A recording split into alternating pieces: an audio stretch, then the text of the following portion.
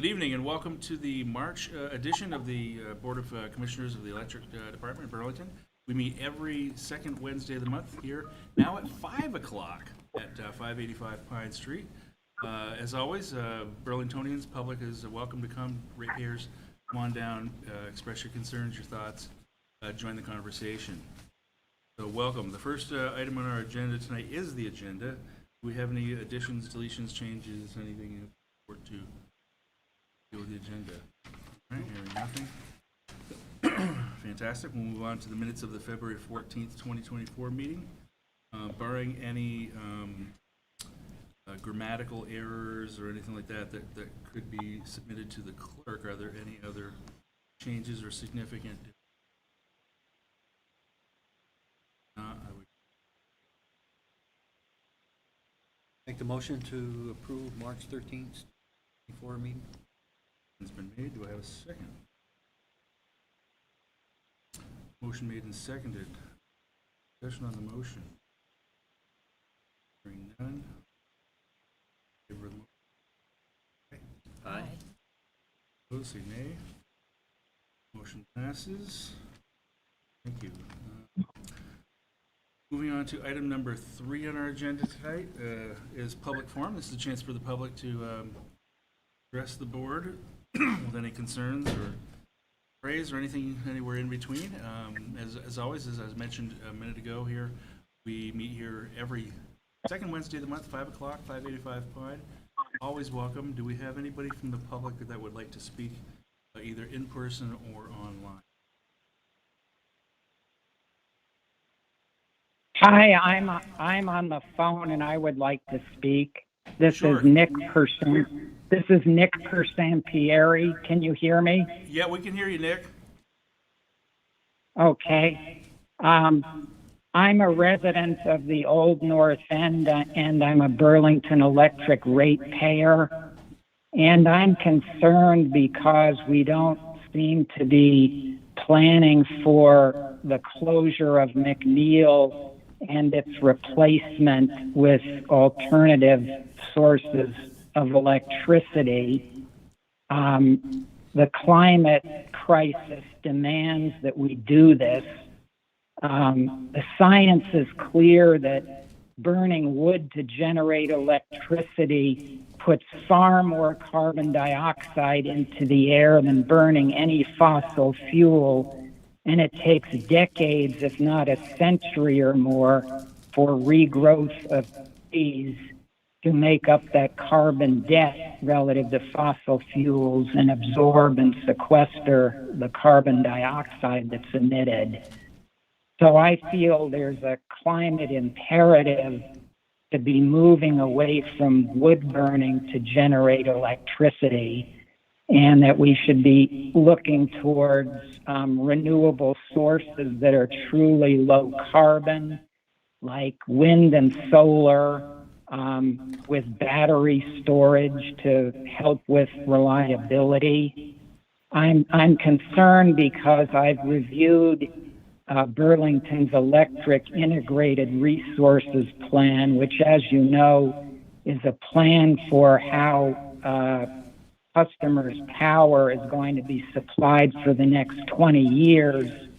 And it provides for McNeil to be continuing to operate throughout the 20-year period. And it doesn't really meaningfully evaluate alternatives to operating McNeil. I think we need to be moving away from McNeil now. Not only is this necessary to address the climate crisis, but it's becoming increasingly clear that McNeil is not economic.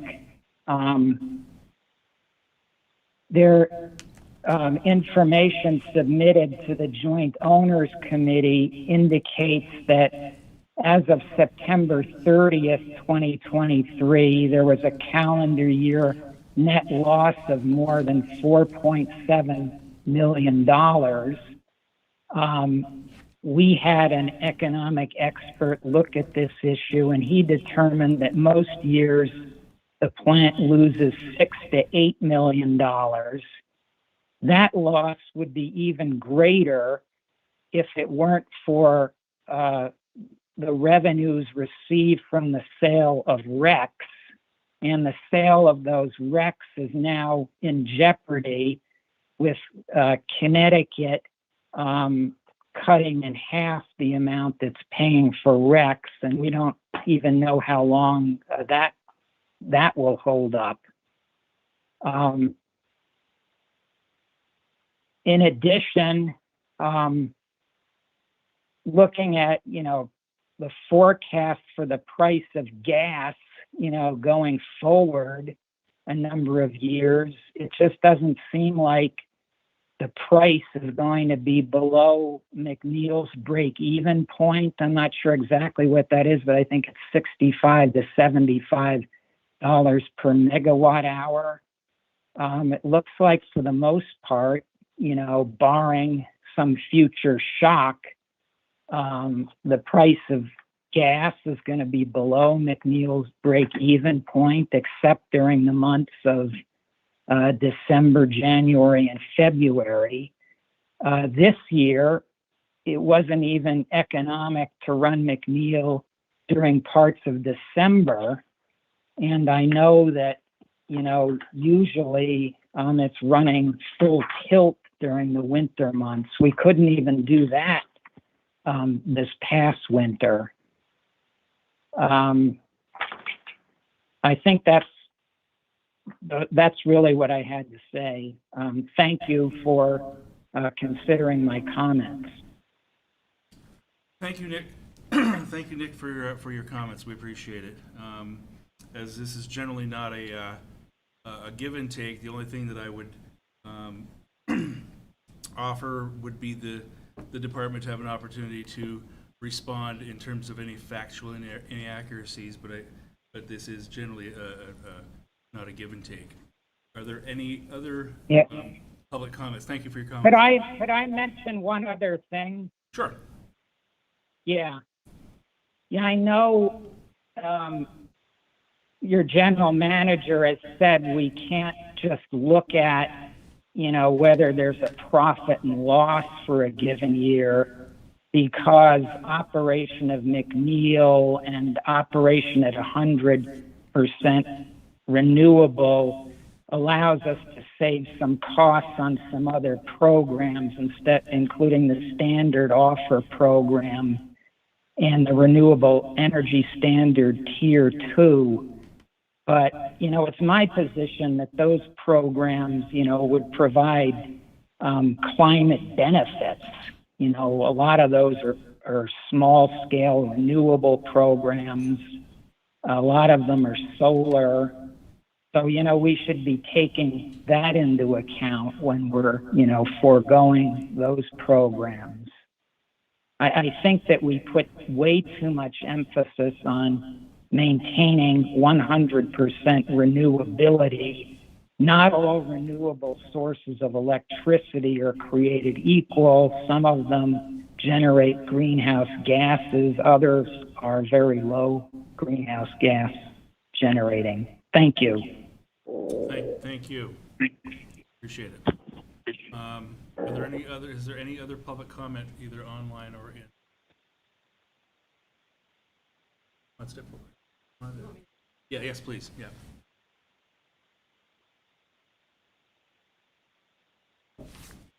Just give us your name and where. Okay. Yeah, Hi. You're fine. It's not a PA. Okay, you're right there. I'm Ashley Adams. I am a Burlington resident and ratepayer, and I've dashed here from work, haven't had time to prepare comments. But I was at the PUC's public comment session last night for Burlington's IRP. I know that none of you were there, and I'm sure you have lives of your own, but I think it would have been really beneficial for you to hear public comment. And what I would like to do is send you all the transcript after tonight's meeting. I think that would be really helpful.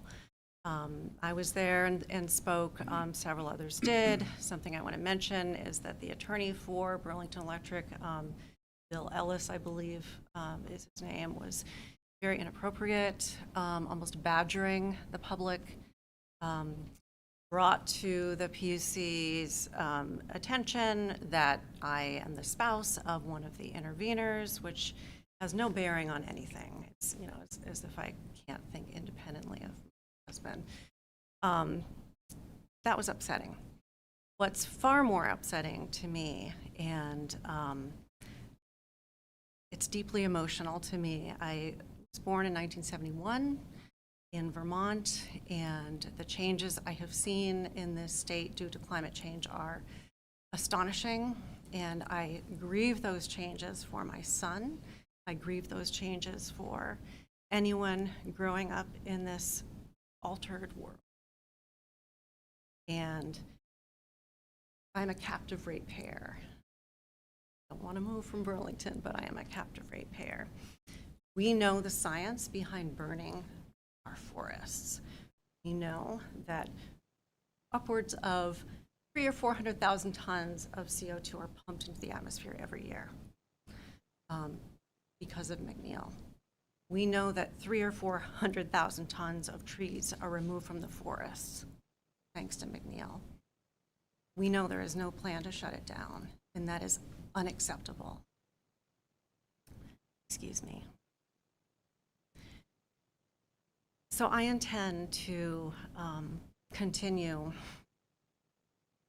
spreading science on biomass, and I think it's really, really important this body becomes informed not only about the science behind the burning of our forests, but about the lack of planning on the part of Burlington Electric, the economics behind supporting this plant.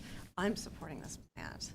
I am funding our demise, and that is unacceptable to me. So I will share with you the transcript from last night, and I really appreciate you today. Thank you for your comments. Much appreciated. All of our emails should be on the website. Are there any other public comments to be made? Sir.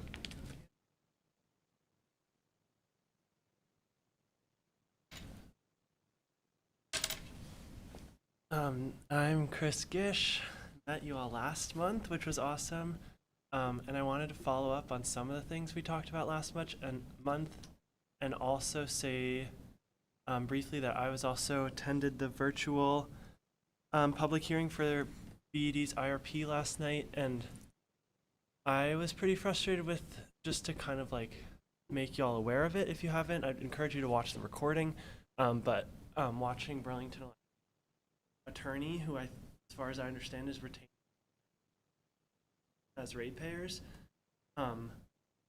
behave pretty, at the least, unprofessionally. In the first place, it wasn't clear at first who he was representing, and he was acting like he was, perhaps working for the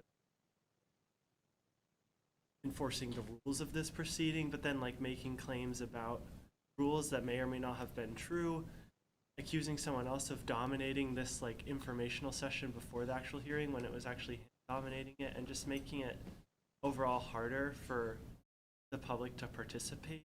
That was just frustrating, and it didn't feel great.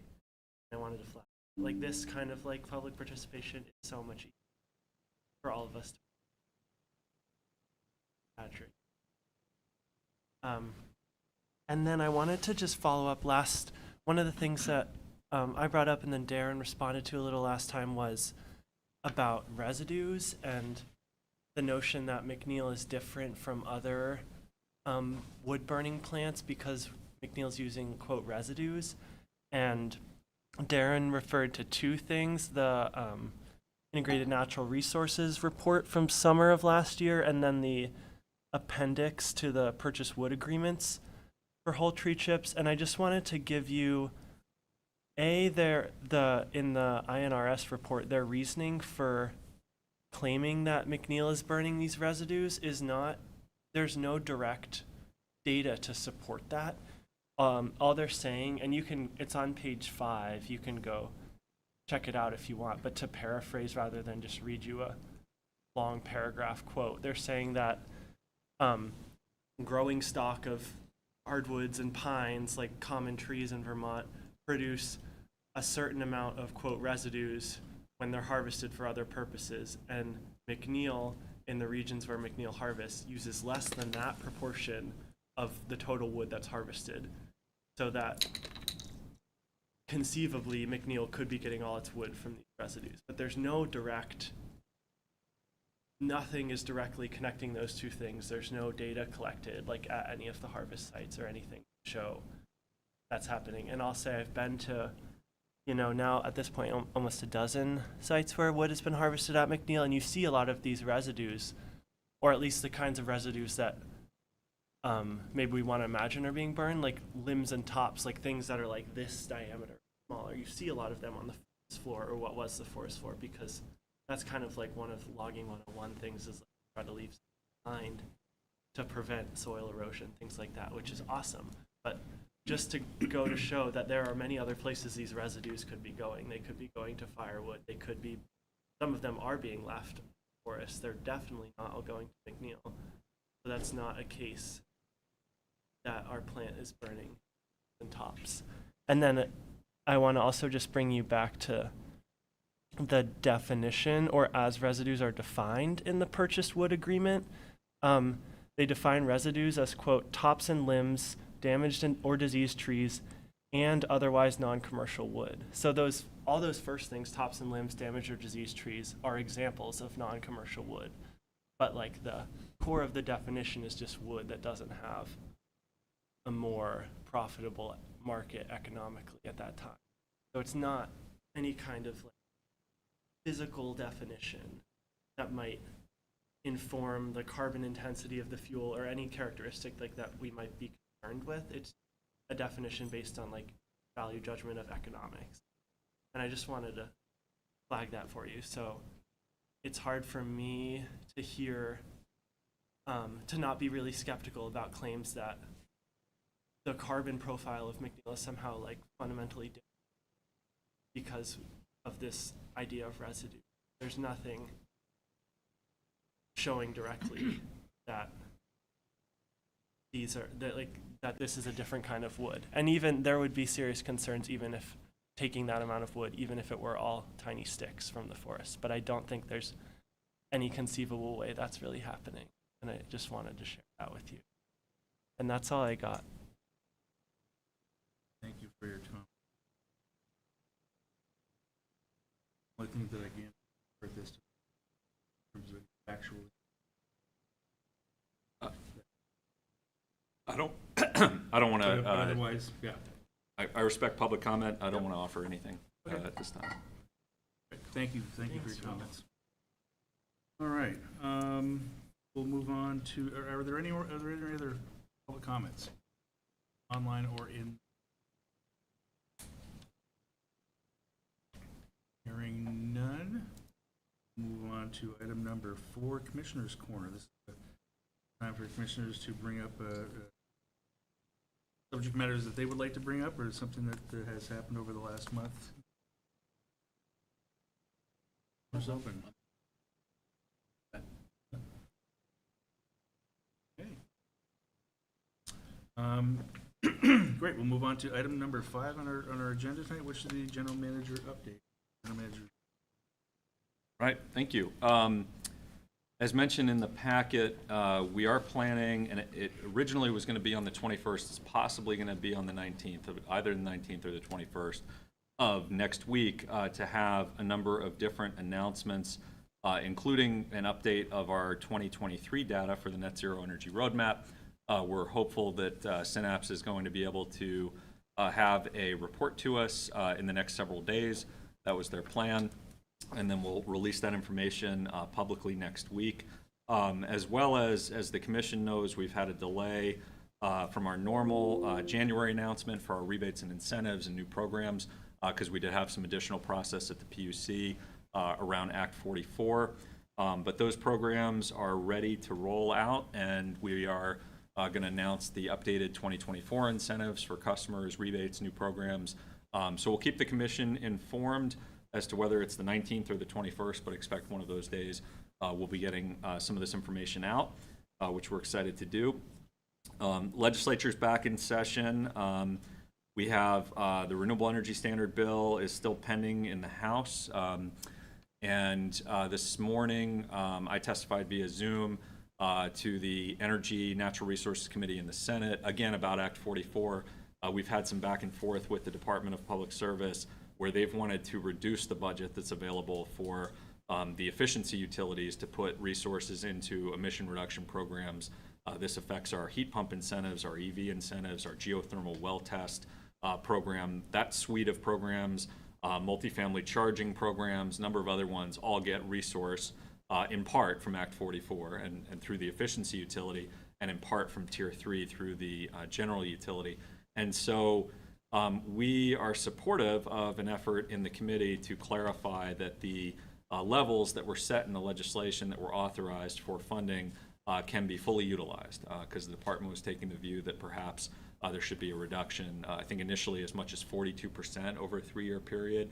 Now it's more, now that the first year was locked in, they're looking at a 10 to 20% reduction. We're not supportive of that. We want to bring as much of that resource as we can to that, to those initiatives. So we'll be tracking that effort as well as the Renewable Energy Standard, other legislation that might be happening. But legislature's back and we're continuing to engage on those items. The Energy Assistance Program rate is still pending at the PUC. We've had some additional process there. I think the good news is that nobody who's on the rate, income qualified customers, are losing access to it because the pilot has officially reached its conclusion. We've gotten the authority to extend their participation while the Department of Public Service gets additional questions answered in that docket. On the flip side, we're hopeful to move it forward as quickly as possible because some of the changes that you all authorized, that the City Council authorized, would help us to auto-enroll a number of customers, potentially expand the participation immediately from 200 some odd customers to perhaps 600 to 800 customers and then grow from there. So we're missing out on that opportunity while it's pending, but we're hopeful to get it moving in the very, very near future. We did hold a meeting with property owners who are in the 25,000 to 4999 square foot category with District 2030, just to learn a little more about what they're doing relative to decarbonization, what types of initiatives they're taking. There's been a variety of policy conversations around that cohort of buildings. And so we're trying to learn from them kind of what their challenges and barriers are, what investments they're making, what types of technologies they're utilizing. And we're going to have some follow-up from that, but we had an initial conversation with those property owners over Zoom. And we had the energy services team and Chris Burns and Jen Green, sustainability, join us for that, as well as the permitting department and the business development, workforce development department in the city. So getting a collective effort to understand what's going on in that space. And then lastly, town meeting day, we did have approval for the charter change for the line of credit to move from $5 million to $10 million. I expect that'll get taken up hopefully in the legislature in the near future. It was broadly supported, was unanimous at City Council, supports our financial metrics, doesn't ask anything additional of ratepayers, so it's a real win-win from that standpoint. And we're hopeful that it can be approved this session. Granted, it's the middle of the session, so that said, if it's something that they're interested to move forward, we'll be working with the legislature on that as well. And I think that's everything I've got. Questions?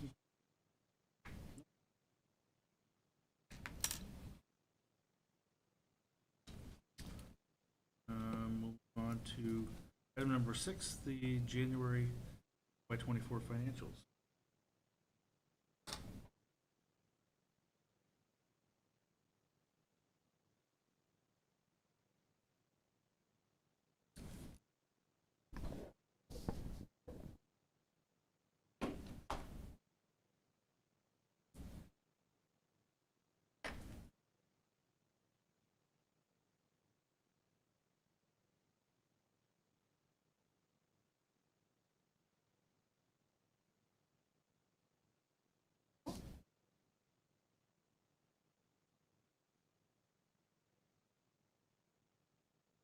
FY24. We had a favorable variance to budget, mostly driven by the timing of rec revenues received. We budgeted to receive these in February. They came in January instead. So January looks, far better than budget, and then February is going to look worse than budget because we'd already received the revenue. So you can see there we had an actual net income of $616,000 for the month compared to a budgeted net income of $99,000, so just over $500,000 better than budget. Starting at the top, kind of looking down the major lines of revenue, sales, was again pretty much right on budget, only a $10,000 variance on a $4.7 million number. Sales for the year to date are within 1% of budget. Other revenues from the month were worse than budget by $73,000. Most of that is reimbursements from the EEU. And then you can see the variance in the power supply revenues of $1.2 million. Again, that's timing. Moving down to the expense group, net power supply expense was $541,000 worse than budget. As usual, that's a combination of many items.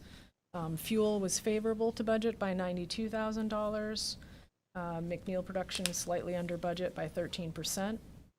Transmission was essentially on budget for the month, only a $12,000 favorable variance. And then purchase power, again, worse than budget this month by $647,000. We had savings again on the Mystic capacity charge. Wind production was lower than budget again. But then on the other side, we had higher than budgeted ISO exchange charges. And again, energy prices were under budget, which helped to the extent that we were purchasing when we intended to be selling. So year to date, the purchased power supply portion of the entire power supply budget has a negative variance of $883,000. But the entire power supply, net power supply budget has a favorable variance of $485,000. So that whole kind of energy price forecast versus actual situation that we've been discussing, has had a negative impact, but combined with some savings on other portions of the power supply budget for the year to date, we're about $500,000 ahead. Other operating and maintenance expense was just about on budget, a small variance of $33,000 worse than budget. For the year to date, that's $500,000 better than budget.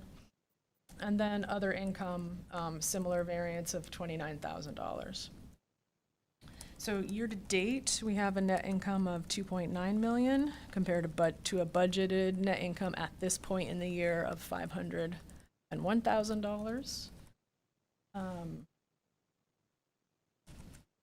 Let's see. So that's $1.4 million ahead of budget. Last month, we were $1.9 million ahead of budget, right? So those, even though overall, right, we had a positive variance in the net income, the negative variance in the power supply, right, is kind of falling down to the year-to-date sense. I just want to also give the commission an update on our forecast for where we're going to end the year.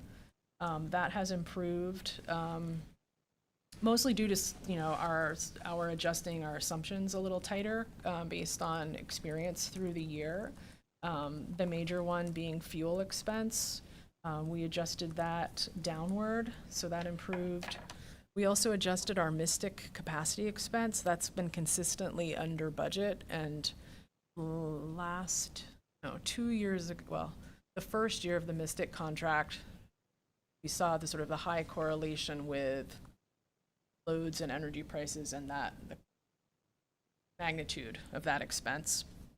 Similarly, as energy prices have been lower this year and loads have been lower this winter, that has been lower than we sort of budgeted for.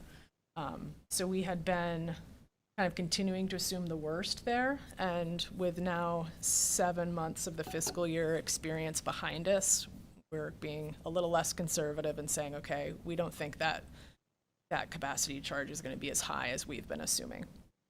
And then That's supposed to sunset May 2024, this year? but next with year? the, it'll take a couple months for the settlements to kind of work their way through ISO New England and for them to do any true up. So we might make our last payment in like June or July. Yeah. So with all of those tightenings of projections, we're now budgeting a net income of 832,000. We were projecting a net loss, so, and the net income we're projecting is actually better than our budgeted net income at this point. So, not out of the woods totally yet. Cash is still tight, but there are some things that we're watching that could further improve and would positively affect the cash balance on June 30. One is a request that we've submitted to the PUC to transfer some TEPF funds back to operating. Our O&M expense forecast for the rest of the year is likely overstated because we've been assuming that any money that areas had in their budget from the year to date, they're still going to spend. They just haven't yet. But actually, some of that they're probably not going to spend. And then we have some vacant positions, and we kind of haven't forecasted the sort of savings between now and June for those vacancies. So there's some definitely some things we can still do to sort of have the cash position improve for June 30. Any questions before I move to the next page?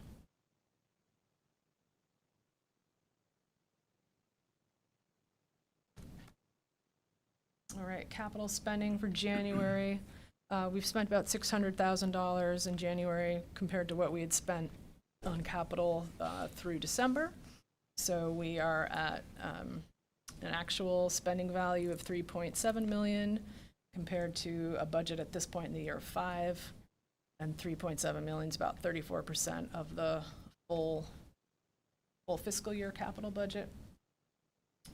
And then looking at cash, with the premature infusion of the rec revenues, we're just under $10 million, and that's $1.3 million favorable to our cash budget for January. And then the ratios also are quite good for this month. 5.04 on the debt service coverage ratio, 1.61 on the adjusted ratio, and 122 days cash on hand.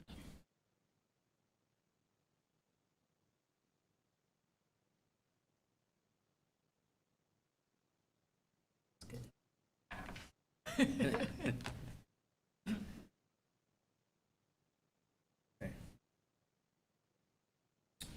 Moving on to the next.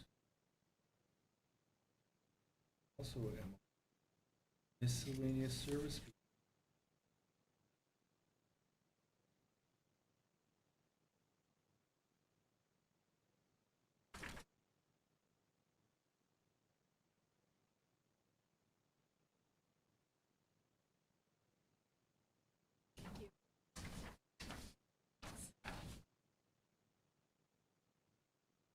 I'm not sure if everyone saw your email.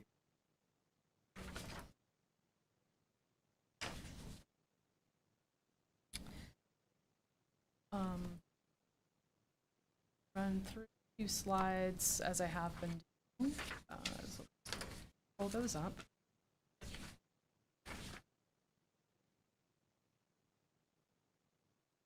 Okay.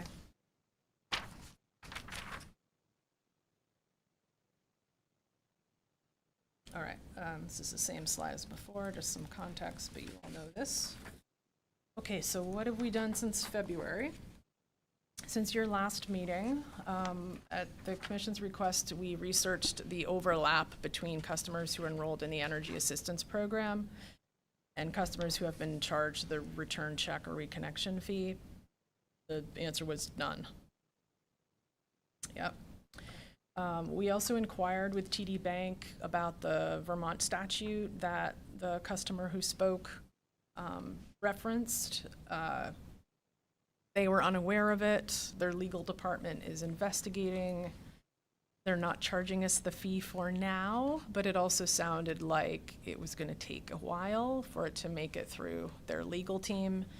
It seemed the question they were looking into sounds like they are a federally chartered bank. And so there was some question about the degree to which state level laws apply to them as a federally chartered entity. I don't know. That's what they said. So we're not being charged the fee for now, but we don't have a final answer on that yet. We have proposed a new definition for the fee that was called or is currently called customer assistance call. Of all the public comments, we got the most on that one. I'm proposing that we call it power problem investigation, customer responsibility, because that's truly what it is, right? Someone believes they have a problem with their power and they ask us to check it out, and it turns out to be on the equipment they're responsible for. We updated our labor estimates slightly for the power problem investigation. And then, this was in my email from yesterday as well, the whole discussion around the customer assistance call prompted a discussion in our operations group, distribution group, around disconnections and reconnections. And so the proposal before you tonight includes 4 additional fees for when we go on site to assist with a disconnect, reconnect at the customer or their electrician's request. And the reason there's 4 is that it depends on whether the property has 1 meter or multiple meters, and it depends on whether line crew has to go along, as well as metering and or field services. So I'll get into that a little bit deeper. So the first, from initial service down through temporary service, no changes to what you reviewed and we discussed last month. All those numbers are the same, all the words are the same. Returned check, the proposal is, since we don't know how this is going to turn out, we're asking the commission to essentially approve 2 sets of fees. We have to, from here, we have to go to the Board of Finance, we have to go to the City Council, and then eventually file a tariff with the Public Utility Commission. It maybe, hopefully, we'll have heard from TD Bank by the time we get to that ultimate filing with the PUC. Also, the PUC is going to take some time to review it, and so we could submit 2, but then update the case once we hear from TD. So that's our sort of compromise for dealing with that situation. Certainly, if we're not charged the $10, we don't want to charge customers for that fee. On the other hand, if we are, we want to be able to collect it. So we've split that in 2. And then no change. Oh, actually, is a change, but I didn't mark. Did I? Okay, let me see. No, I neglected to mark it. Okay, so meter removal replacement for siding. My proposal here is to remove the words "for siding" and make that a more generic meter removal replacement, because as part of the discussion with the operations group,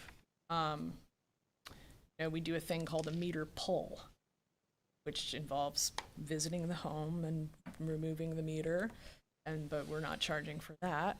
But I'm like, but if you come do this for my siding, I would get charged. So we're trying to make it a little more consistent and a little more generic so that we could cover both. So actually, you can see on the sheet, we're proposing to delete the rest of the long description, but I neglected to change the title in the very first column. No change to the collection fee. We're still proposing to eliminate that fee. And next, coming to the fee that's currently called customer assistance. As I said, our recommendation is to change that to call it a power problem investigation customer responsibility fee, both either during business hours or after business hours. And then you can see there's some changes proposed to the language describing that fee to make clear that this is charged when a customer asks us to visit service location to investigate a problem with the customer's power and the problem is determined to be the customer responsibility. We've also added clarification that we will not perform work on equipment that is the customer's responsibility during an investigation. And questions on anything I've covered so far? So the only thing I have about the power, I think you're trying to strike a balance between, say, like a problem and then it's on their end of the thing. But sometimes customers probably don't know where the problem is. And so, am I correct that you're trying to strike a little bit of a balance where think twice before first? Or would you talk me through the phone if I said? Yeah.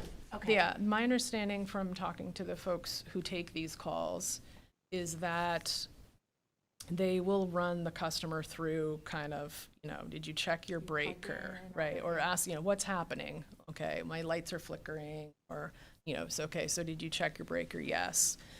We will ping the meter, Oh, okay. right, to see if the meter is on, and if so, we'll say, well, it looks to me like your meter is fine. We see power at the meter.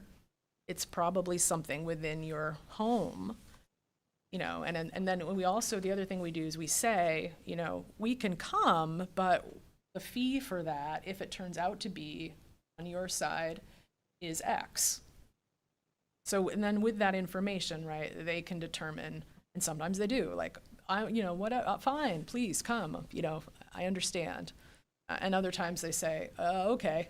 So I'll call the electrician I'll call my first. electrician, or I'll take other steps before I ask you to come. Okay. Yeah. Yeah, no, that makes total sense. The thing I would say based on the beginning of this is gratitude for the versus the rate. Most welcome. I had help.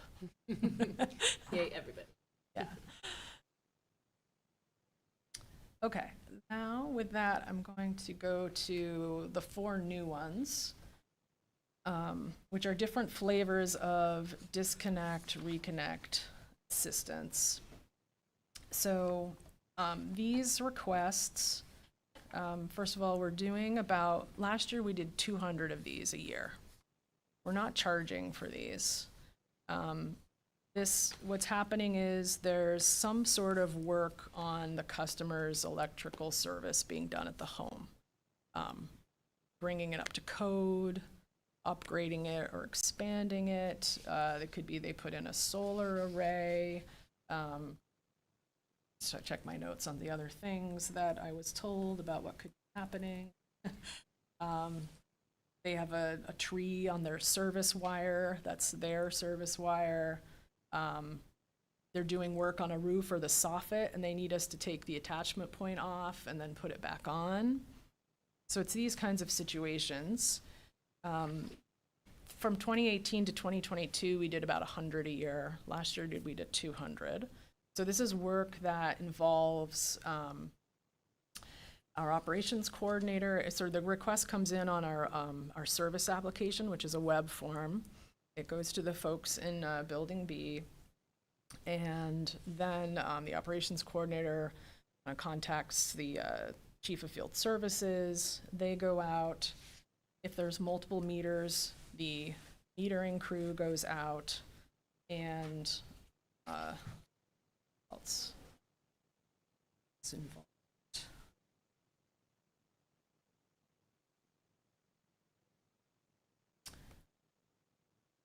Yeah, so it could be as, oh, yes, and then 2 line workers and a bucket truck go out as well, even for the single meter situation. So it's quite a few people and equipment, and it's not work on VED's distribution system. It's work being done to support whatever activity improvement the customer wants to make at their home or residence, or could be commercial building in theory as well.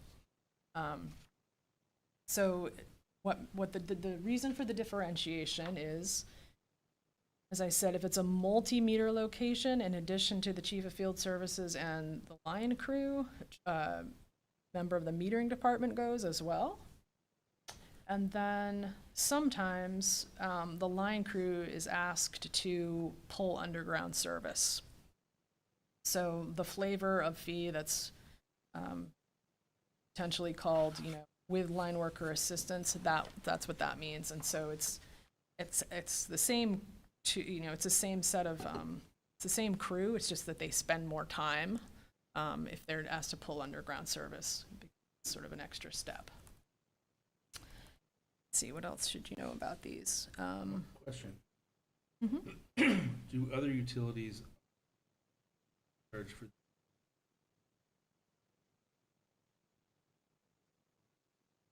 Do they have a fee?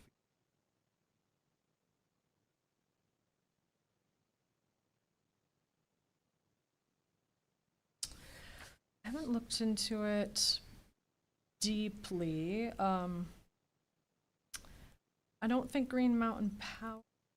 I'm not sure. I did that that sheet that I had showed you maybe 1 or 2 meetings ago, maybe in January. Vermont Electric Co-op has sort of like a number of levels of fees for disconnection and reconnection, and one of them sort of makes sense to me now. The highest fee says if line crew site visit required. And so I'm like, now I understand maybe what's going on. But I haven't dug into it deeply to know if how many utilities are doing. I know GMP has a fee disconnect. If you're changing out your electrical panel, it's only around 100. That is if they send out a line crew, because most of the time it's a line crew that's going out with 2 people in a bucket, because their metering personnel usually comes out of Rutland or their areas, but most of their line crew handle all the metering installs most of the time. That was a fee a year ago. That's a big difference. I don't know if it's worth looking. You can at a later date. My concern is 2 things. Are we in line with other? And having just seeing this, not having that know that it's going to go up the line several other layers, but there's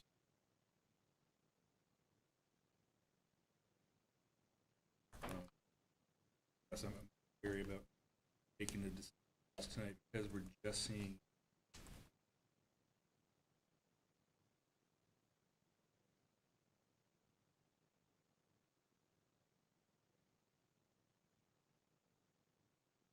But these are based on the cost of PE. Right. Yeah, I'm curious. I think there's going to be, a little bit kickback contractors. It's fine, justified. Is that, yeah, You need a kickback on, just the cost of it, you know what I mean? And I think as any utility, and feedback I get out of the contractors, new contractors, why do I need so? You know what I mean? And it's a legit thing to say, this day and age, but we can justify it, it's all great and all that, but, recently I've had that come across my table, saying, I had a disconnect, reconnect, and I had 2 bucket trucks, 4 guys, and a metering personnel. Why did we need it? So I think it needs to be looked at, and I think whoever's dispatching it, that'd be their reliability to do, they can handle it. But I think we really need, if we're going to change our fees to this large amount, we're really going to have to look at and make sure that dispatching is efficient and we're not going to get the complaint.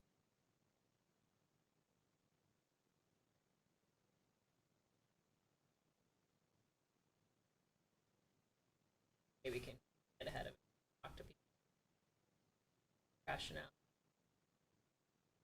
Isn't a surprise, and contractors. Yeah, I mean, I as think well as homeowners. it's a big change, and I think out to the public as we can and be, this cost is going to property, and they're not going to be. Big change. The BD's been, I mean, we need change. I mean, there's no doubt. I mean, we got costs that we have to incur. I mean, so it's there, but it's going to be it's going to be a hard thing for people to swallow in Burlington that have never used. Yeah, just a couple thoughts to offer. The first being, we would have time, even if it is approved this evening, it's still going to go to the Board of Finance, City Council, be filed with the PC, go through process. It's not like it's going to be implemented tomorrow. So plenty of time to engage with the contractor community, let them know. The other piece being, very much cost causer pays utility principle. If we didn't do this appropriately and we are incurring the cost, then it's being spread to all ratepayers when it's really benefiting one specific ratepayer. So it's very much the right thing to do in that regard, but I appreciate, the point, and I do think we could, through our, our line crews and our field crews and our metering and our communications on that side of the house, get the information out to people who are doing work in Burlington, so they expect it. I think it would be, a number of months before this is actually implemented, so we have plenty of time to do that. Yeah, I think it's needed. There's no doubt. Look at it and change. There's no doubt. I would feel comfortable moving along, being that what Darren just said, that we seems like we a couple avenues that we have to talk, have the public talk. I would feel moving forward.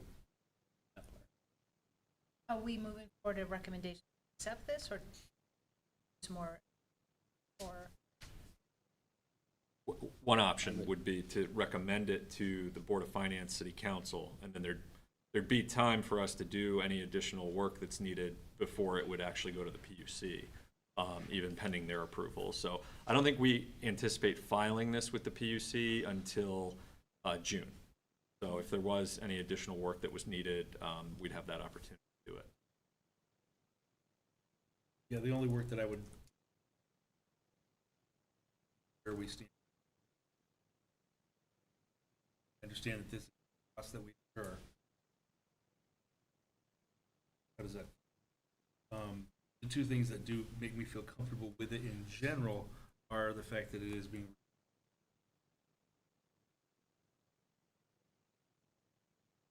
put upon them by us. And that it's on their side of the line. Right. And if we're not trying, it seems to me like the repairs have been getting or people have been getting a freebie for.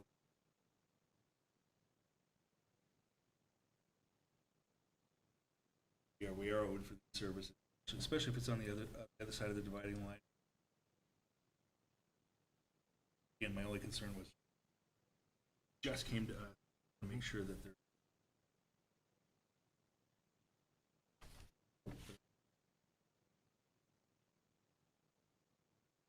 I do like that, because I feel like Burlington already has such a tradition of getting work done, and like the cost of permitting, all, it's city, and we're part of the city.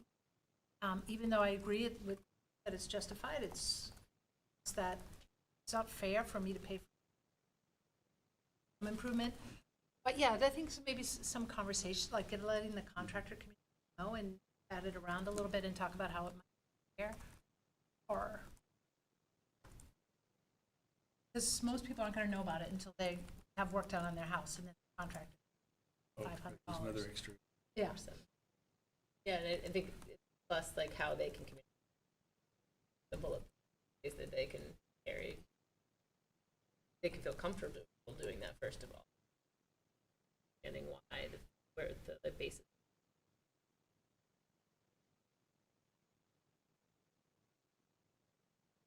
Department have a conduit or to the contractor community such that something on that be sent out to. Yeah. I was going to mention it to Paul Nadeau and to Munir, and probably we could also share it through channels that potentially Bill Ward has at the permitting office. So that was my initial thought. That's the other thought, was like a you know up front when you're lessons later on, retro. Yep. Yeah. Yeah, I think it's just a learning curve in education because of where we were before. The big jump, you know what I mean? It's all, I think it's all about educating the public what's going on, and like I said, it's justified. It's not that I don't agree with it, I'm just saying that it's gonna be a sticker shock for a lot of people in Burlington. It's the, us showing up, you know, not charging, you know what I mean? And we've done that for years, but it's right. I mean, the only other thing that you could do is that you could do like a step function change, where you could do initial year transition with a smaller fee, knowing and communicating out that this is 1/10 the cost, this is 1/5 the cost, this is 1/3 the cost, but that might set precedent in a way. Just saying things. 2 years. Well, yeah, like I'm thinking more code compliance. What I was thinking initially is not the people who are choosing to do major renovation or choosing to do, but if it's a code compliance issue, they don't necessarily, like, that was where my head went, is like folks in the middle.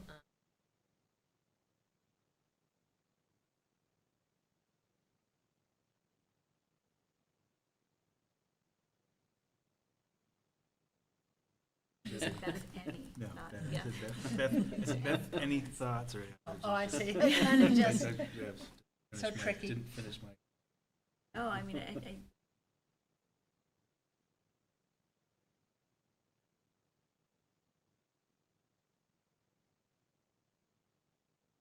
I understand, like, the.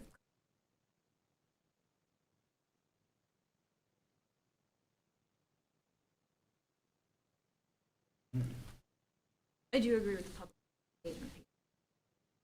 Yeah. That's. Okay. Any more from you about all this? Just a couple more things I was Sure. going to share. We did hear from 4 more customers since February. One also expressed a similar opinion about the customer assistance fee. And then the 3 others basically said they seem fair or reasonable or seemed okay. And you've done outreach. Yeah. Yeah. Yeah, that's right. And that's what we've heard so far. With the list of not including the 4 additional disco reconnect fees, right? That's the feedback we got on the rest of them so far. And then just a bit on the revenue impact. I actually got new information today that changed my estimate from what I put in my email to you yesterday. So this would, increase revenue to BED. It would offset the decrease that we're going to see from the decrease in initial service fee. I had put in my email, I'd estimated $300,000. That was based on a different understanding of how many of these we're doing a day or a week. Looking at the actual data from last year, it could be that this year we do even more than last year, but using last year's data, I'm now estimating around 130,000, which would just about, just a bit more than offset the $120,000 decrease from the initial service fee. So the entire package would essentially be revenue neutral. I mean, that's another way to look at it, right? The tariff as a whole now brings in sort of X dollars, right, to the revenue side of our cost of service. And so we'd be decreasing the initial service fee, but then we'd be adding these reconnect fees so that the overall tariff change wouldn't, depending on the frequency of all these over, the next years, which I can't totally project, but. And it's much more equitable. I think that that's a key piece that probably needs to be highlighted, even if it's a little bit painful for some homeowners that have to pay $500 or $700, but people at the lowest end of the income spectrum aren't being overcharged extra fees to plug in. Yeah, I couldn't agree more. And in speaking with the operations folks, I mean, that's one thing I picked up on. I'm like, wait a minute, so we're charging folks for the meter removal for siding, but not for this whole thing, right? I was like, we should do one or the other, right? Either everyone gets a free ride, or everyone kind of pays the cost to cover that service. So I definitely agreed. That should be a good talking point for the city council, I think. Yep. Yeah, so that was it. I added a slide just on the requested action. Good. I was hoping there'd be Some language. some language.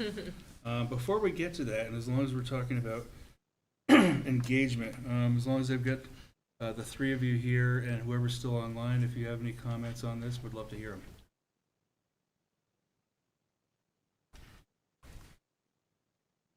Anyone online? Would like to comment?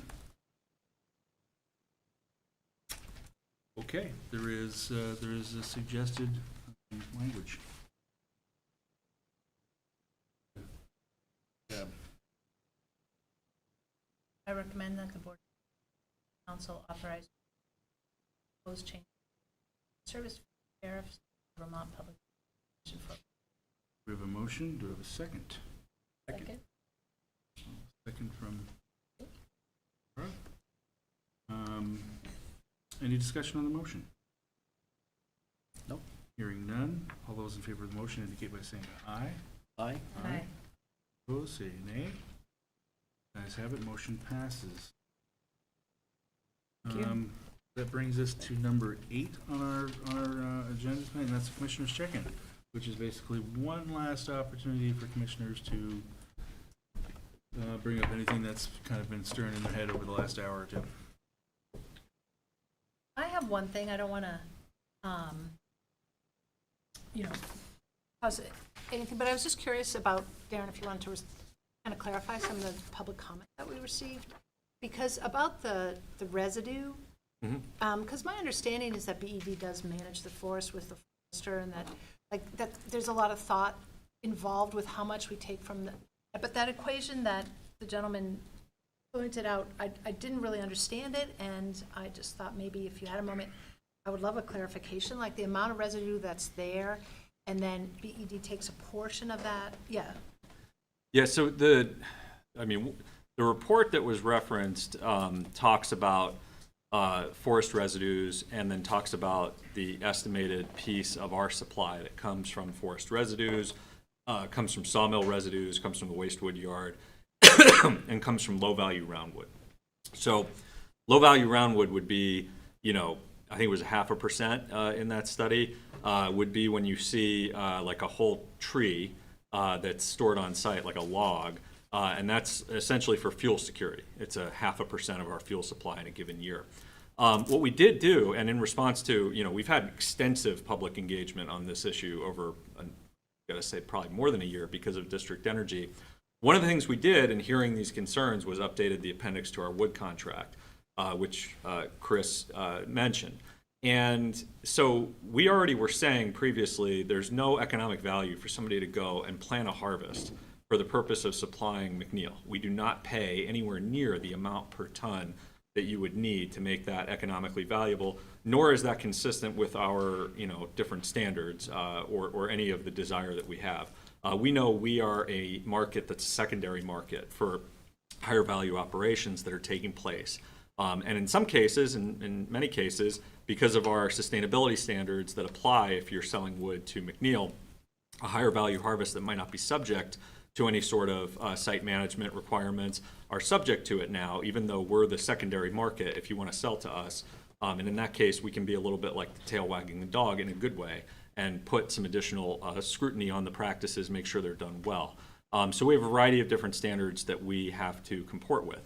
All of that said, we updated the appendix to make crystal clear if you are cutting wood, and remember, we don't cut any wood. We monitor and manage, we purchase. These are independent operations. But if you're cutting wood to supply McNeil exclusively, we're not interested in that at all. We will not accept it. We will not accept cuts that are for energy production. The carbon value from that is not favorable relative to using residues. We know that. The carbon payback for using residues is far, far quicker. And that's why you can't just, there is no one size fits all. There is no, kind of just one value for wood. It's a very dynamic, and complex calculation to look at the true carbon footprint of a resource like McNeil. But all of that said, we made really clear that we will take the tops and limbs, the diseased and damaged trees, and the low value wood that would be left over from a commercial harvest. So we're not taking the higher value wood that's going to timber, construction, furniture, saw logs, different purposes. And so that's really now cemented in our contract, if it wasn't clear enough. Beyond that, the district energy resolution that passed the city council has a third-party study to kind of further verify all of this that's going to be included in our FY25 budget. So we have the INRS study, which was a third-party study. We have our contract. We have our foresters who, do this work day to day and are always available. If the commission ever desires to have them come in, I know they'd be happy to. 4 foresters who do the work to verify the site harvest management plans. And we have the report from INRS that showed that in the areas where we're harvesting, that there's actually been a net carbon gain in the lands as opposed to a loss. These are all complex inputs and different pieces. But we're going to have an additional third-party study. So to the extent that there is continued skepticism, the district energy resolution specified that. We'll be including that in our budget, which you'll hear the full draft budget next month in April. And then we'll have an additional third-party study to help independently verify the various practices that we have.